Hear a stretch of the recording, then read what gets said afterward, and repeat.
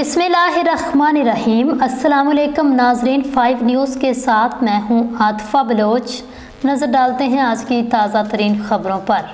मुल्क के मरूफ सीनियर तज्ज़िया निगार, media person और समाजी शख्सियत डॉक्टर प्रोफेसर शकील भट्टी ने सानिया कारसाज के हवाले से मुनक्कदा एक तकरीब से खिताब करते हुए कहा, सानिया कारसाज हमारे मुल्क के सिक्योरिटी सिस्टम के गाल पर एक जोरदार तमाचा है। बड़ी तादाद में मासूम लोगों के शहादत और उम्र भर की माजूरी के जिम्मेदार वो अदारे भी हैं जो सिक्योरिटी के नाम पर सिर्फ तनख्वाहें और मरात लेते हैं, लेकिन अपने फ़राइज़ से गाफिल हैं। डॉक्टर साहब ने कहा, मोहतरमा बेनज़ीर भुट्टो के इस्तकबाल के लिए आए लाखों अफराद पर यह दहशतगर्द हमला ये ज़ाहिर करता है इस मुल्क की अवाम मुकम्मल तौर पर दहशतगर्दों के रहमो करम पर है। जब उनका प्लान होता है वो कहीं भी दहशतगर्दी करते हैं।